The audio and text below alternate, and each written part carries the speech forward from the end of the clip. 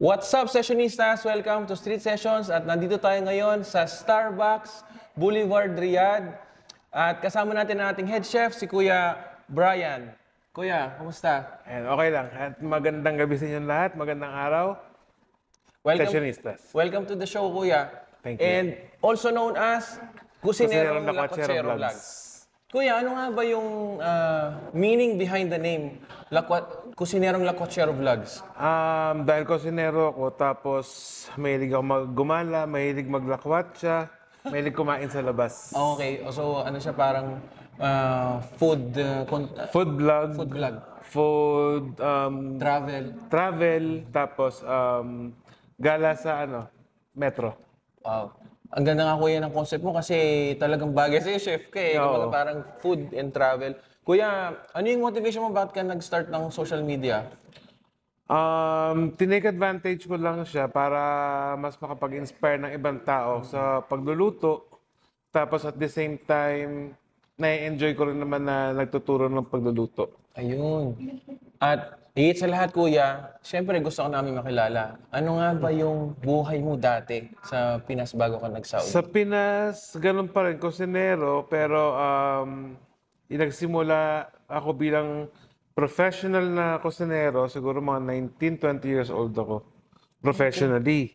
Pero started ako nagluto siguro mga grade 2, grade 3, nagluluto na talaga ako. So hilig na talaga magluto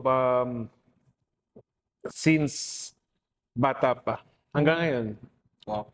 So talagang pinurso mo siya, kuya. Paano ka So nag-culinary school ka, kuya? Nag-culinary school ako ng 3 years. Natapos ko naman siya, basic hot kitchen. Tapos, hindi yun yung first course ko. Yung first course ko is PT. Tapos, nag-shift ako ng PT? Comsci. Parehas tayo nag-PT din ako. Comsci. Tapos, hindi ko rin na-pursue kasi wala naman sa puso ko talaga. So, nag-took up ako ng culinary. May nagpaaral sa akin ng culinary. So, grinab ko yung opportunity. Ayun.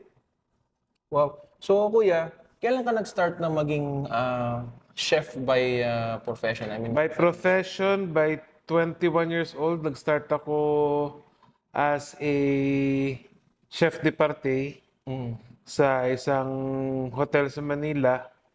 Tapos yun, medyo nakitaan naman ako ng potential hanggang naging sous chef. Tapos napasok ko sa Philippine Airlines as supervisor chef sa in-flight.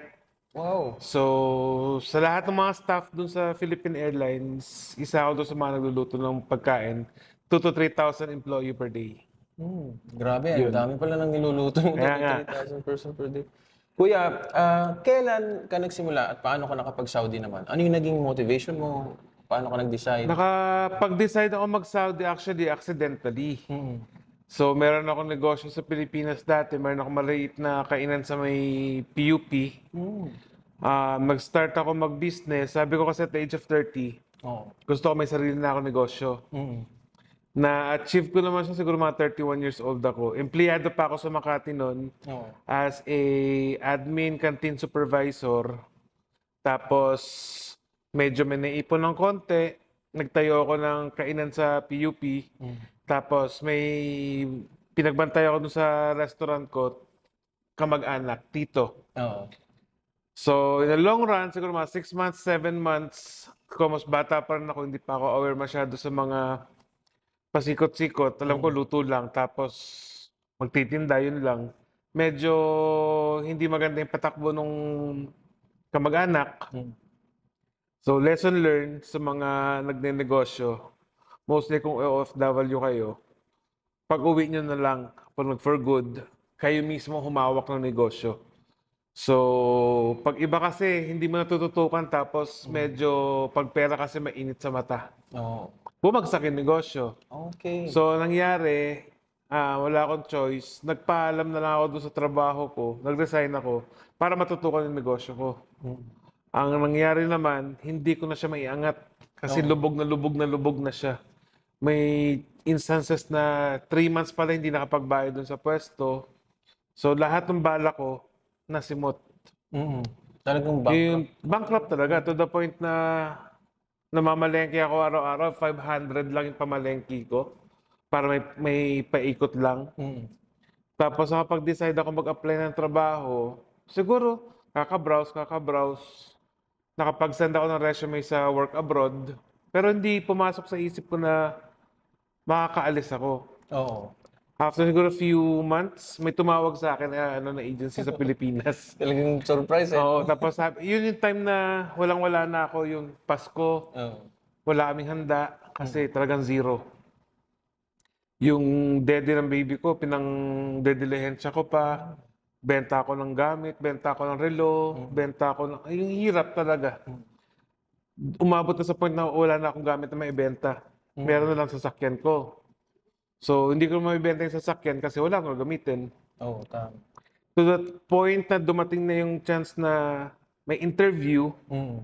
sabi sa akin, Sir, willing ba kayo mag-apply?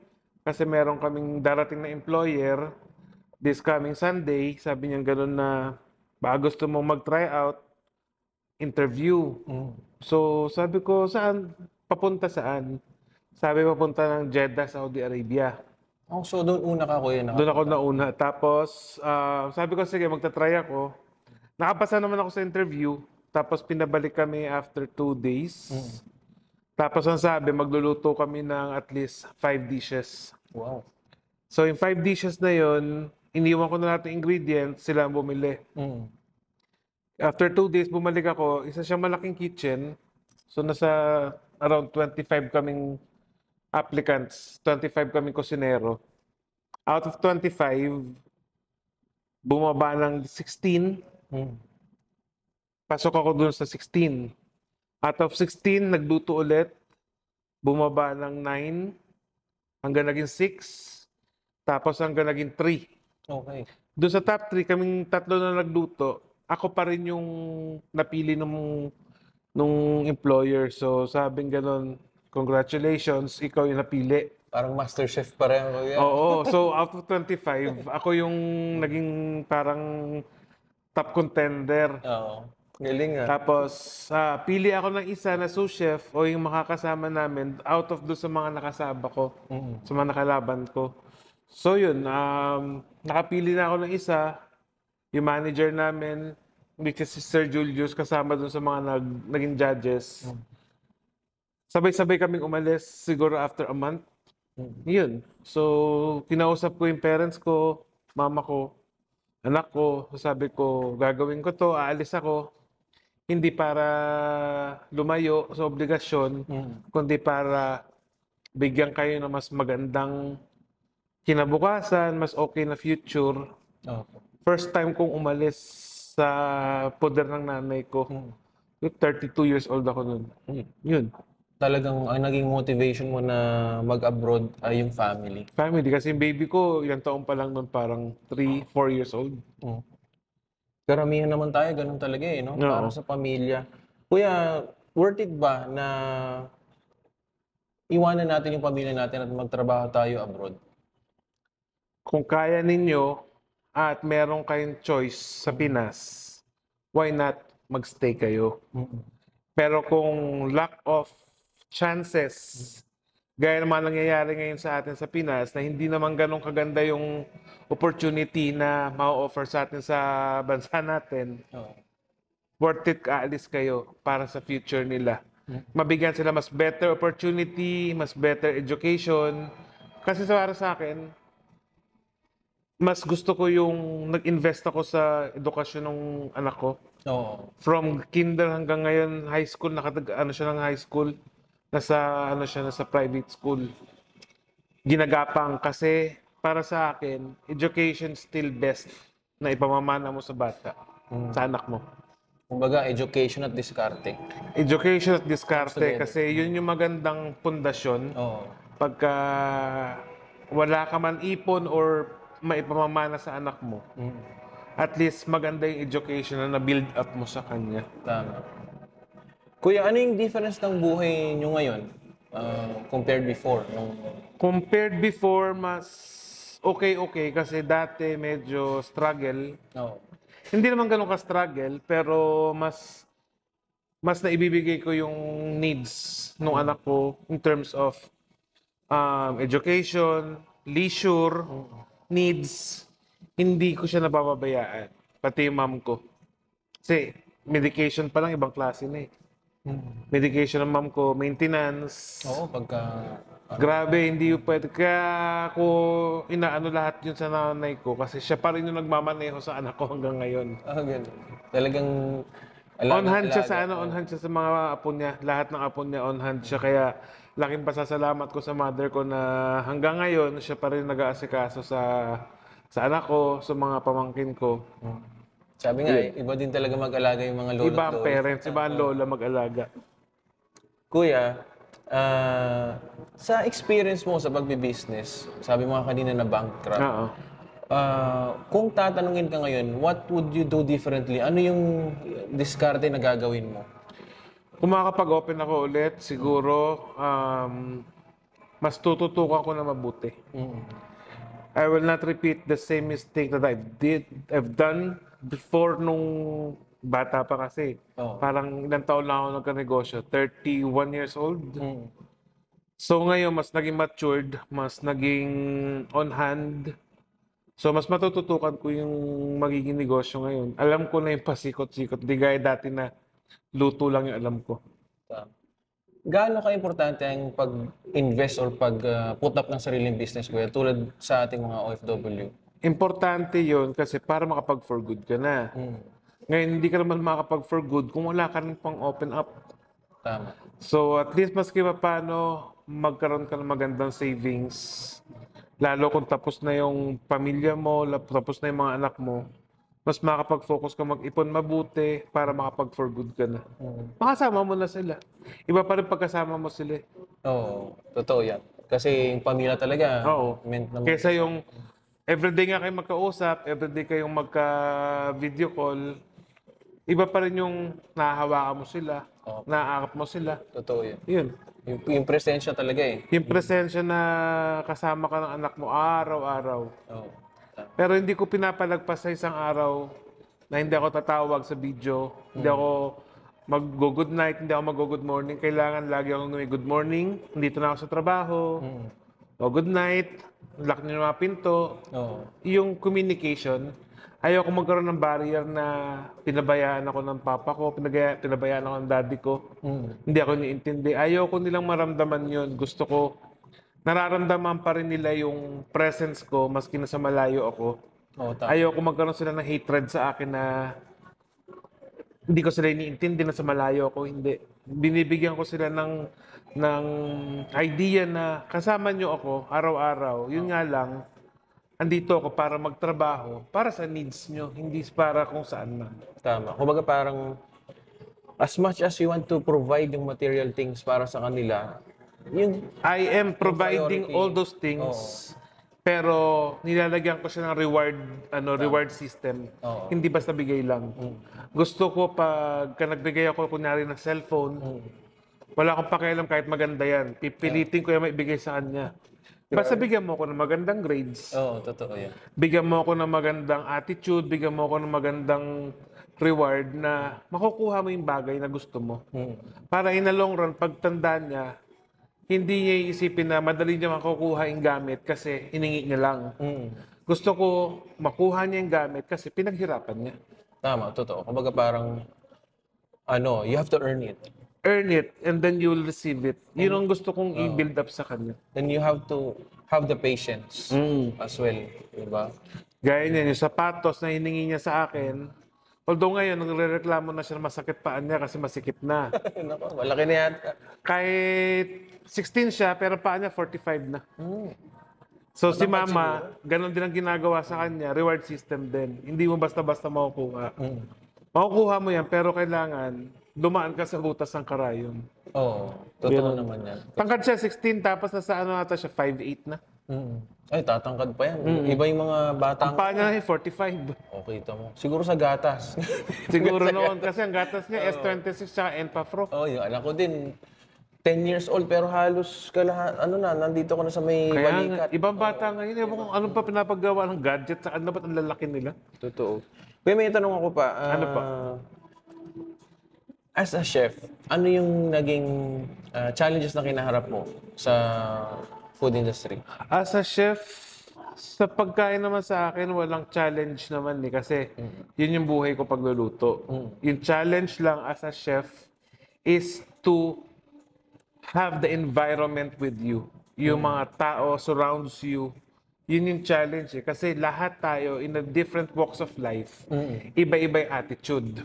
Tama, totoo yan. So yung nagiging challenge sa akin is yung attitude ng bawat staff, attitude ng colleagues mo, attitude ng boss mo. Yun yung challenge sa akin.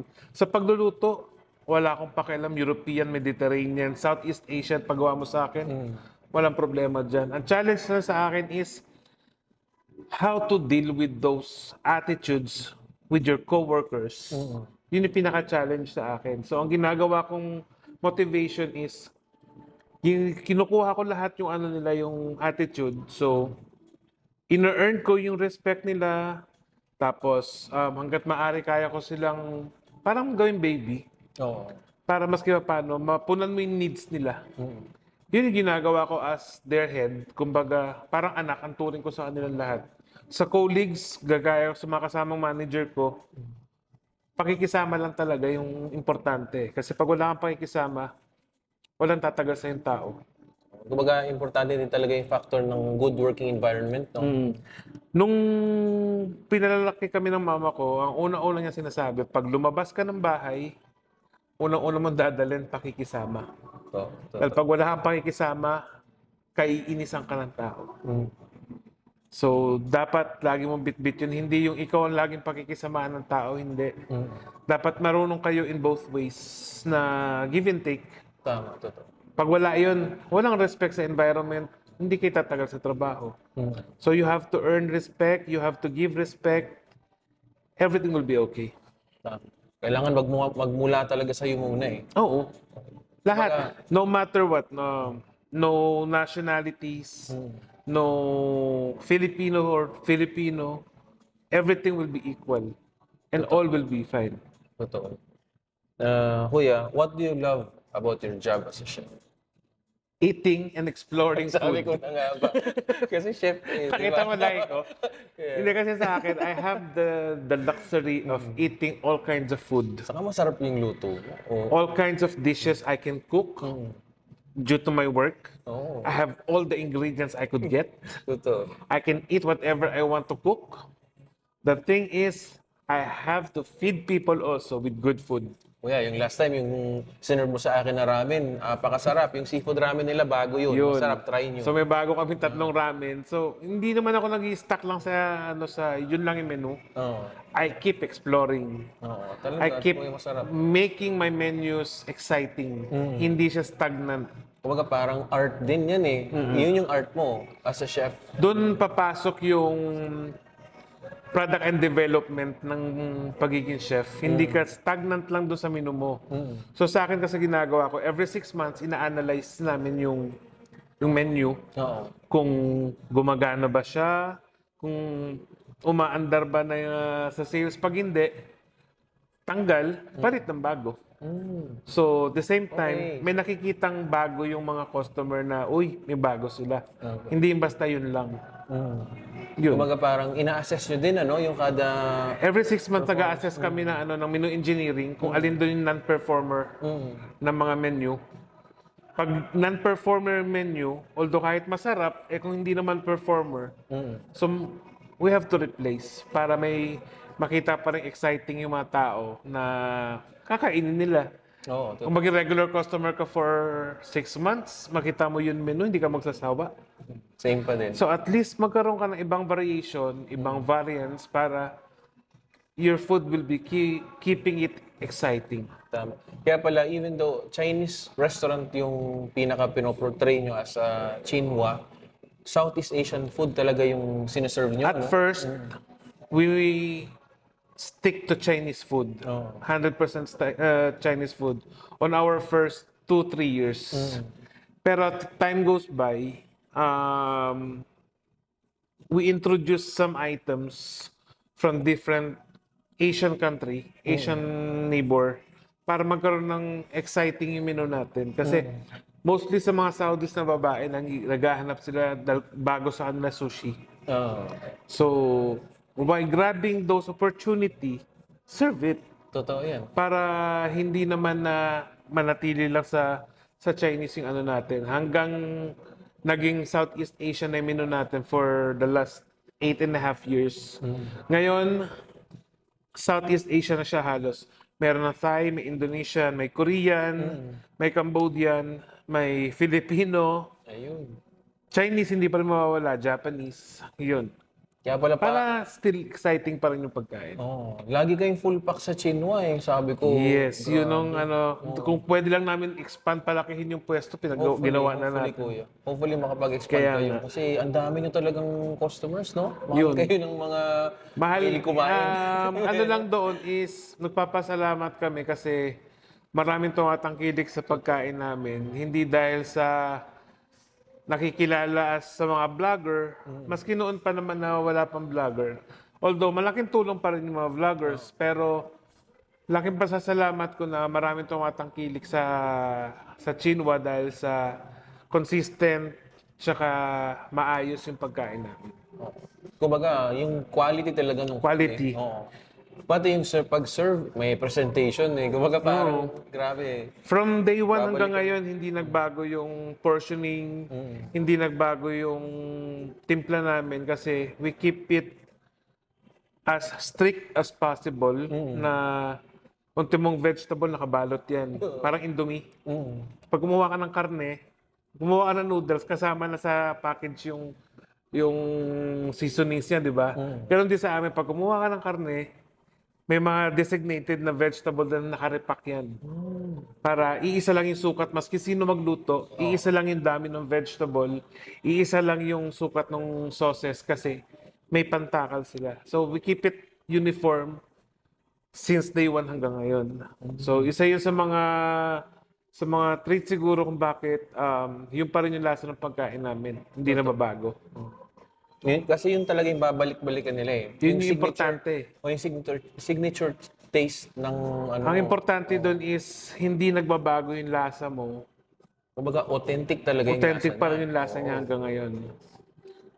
Tapos, doon sa mga nagsasabi na hindi kami authentic kasi hindi naman Chinese yung na. chef.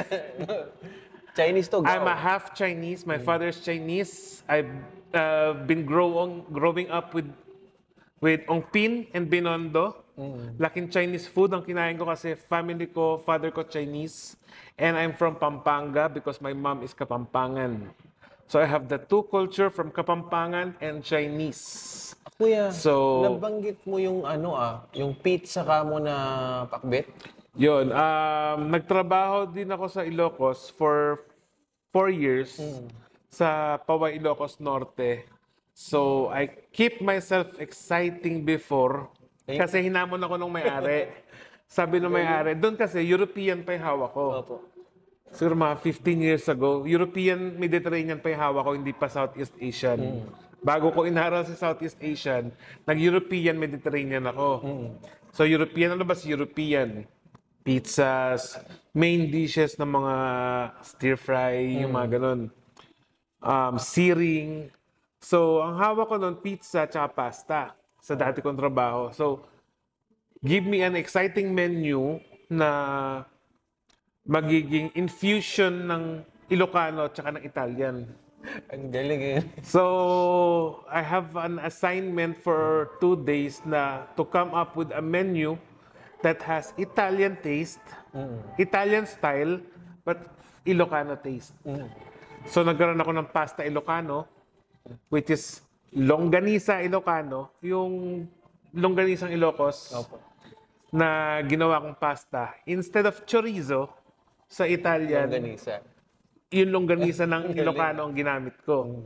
So, sauteed siya sa garlic, olive oil, tapos yung opened na longganisa na Ilocano, plus yung pasta. Tapos, something wild, na-create ko yung pinakbet pizza. So, it started in Herencia Cafe, which is in Paway, Ilocos Norte. I brought that menu siguro 2004.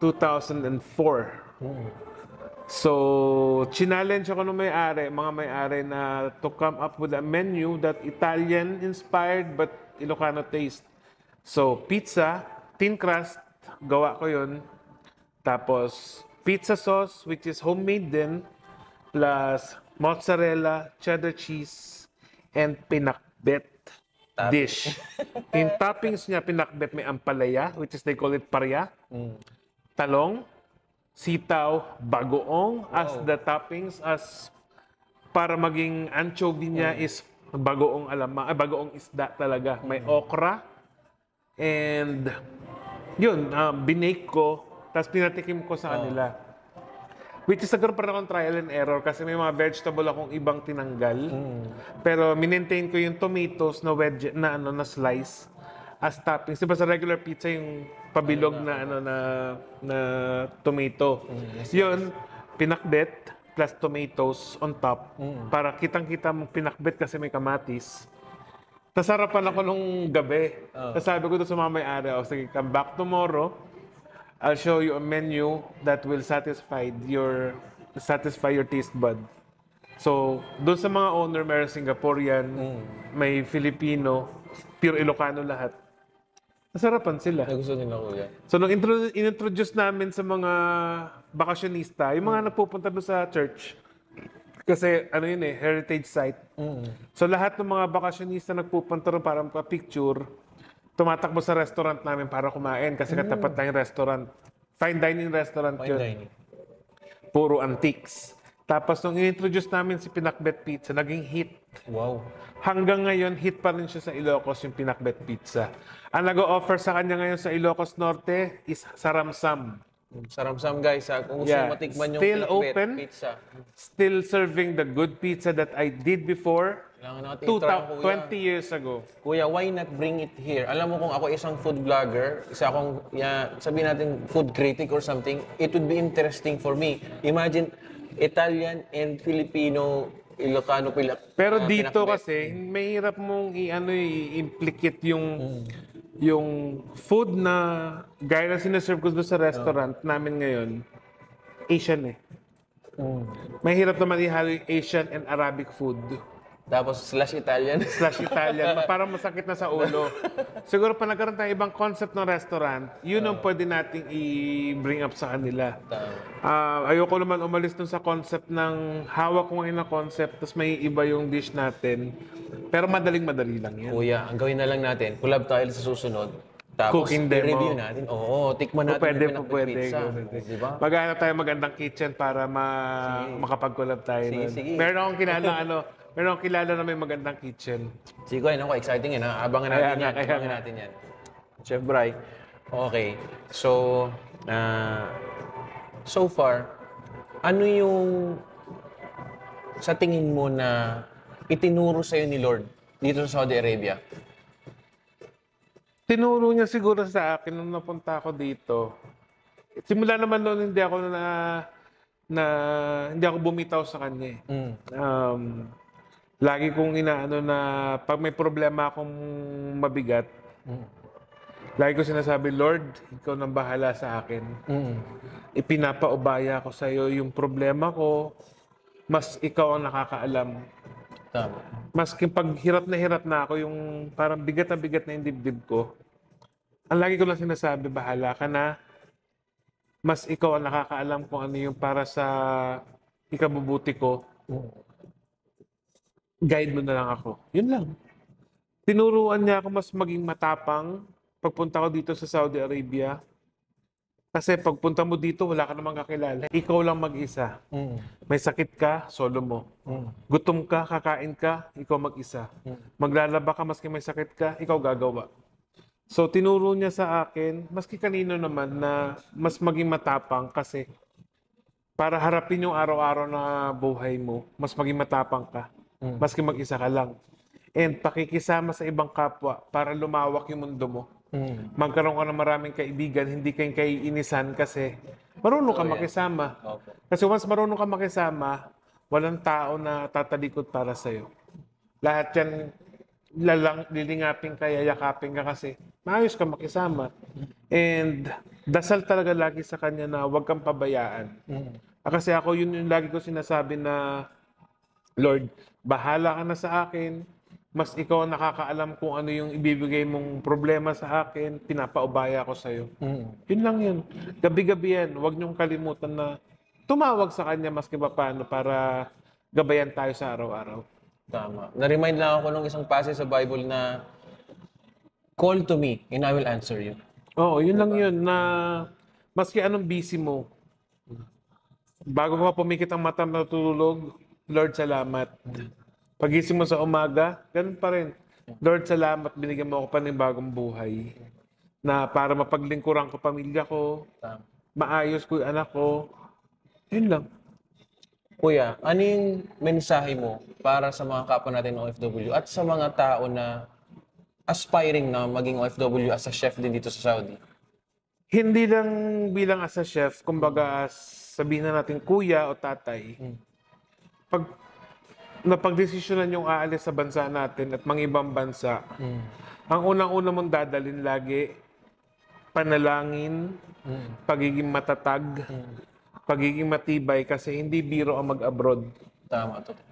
Maraming OFW nagsasabi na pag umalis ka ng bansa, nagpunta ka sa ibang bansa, tibayan mo loob mo, tibayan mo dibdib mo kasi hindi mo alam kung sino kaharap mo araw-araw. So yun lang na maging mas maging matibay, maging matatag, maging mapagpasensya. Wala tayo sa bansa natin. So kailangan natin pasensyoso tayo. Hindi pwede na tayo pa mas matapang sa kanila. Lagi natin itatandaan na sa ibang bansa tayo, nakikisama tayo, dapat marunong tayong makibagay sa lahat ng bagay. Tama. Kuya, 10 million pesos. Uwi ka ba ng Pilipinas o magstay ka dito sa Saudi? 10 million pesos, uuwi na ako ng Pilipinas. Dahil yung halaga na yon, pwede ko nang paikutin yon na kasama ko yung pamilya ko. Pero masking hindi 10 million, masking 1-2 milyon, siguro para sa akin okay na yun. Para may mapaikot ka lang, para hindi ka na umalis ng bansa natin, kasama mo pamilya mo. Pero habang wala ka nun, may hirapan ka. Pero yung iba, may nakikita ako na kahit isang kontrata lang, may naipon kasi maski pa paano, so nag-for good na. Para sa akin kasi, hindi ko kaya yung lakas ang loob na meron sila na para sumugal. Mahirap kasi para sa akin kasi nasa private anak ko. Yun yung ano ko, yung puhunan ko sa anak ko, yung pag-aaral. Makatapos siguro siya, so wala na akong problema. Pero hanggang ngayon na hindi pa siya tapos, may hirapan pa ako hanggat wala akong milyon sa bangko. Kuya, ano yung mensahe mo para sa iyong nag-iisang anak? Mag-aral ka lang mabuti, tapos pahalagahan mo yung pagpapalaki namin ni mama, ni lola mo. Bigyan mo ng importansya lahat ng paghihirap namin. So, sana wag mong sayangin yung binigay namin sa'yo na pagkakataon. Mahal na mahal ka ng daddy. Maging mabuting tao ka. Yun lang. Thank you, Kuya. Thank you.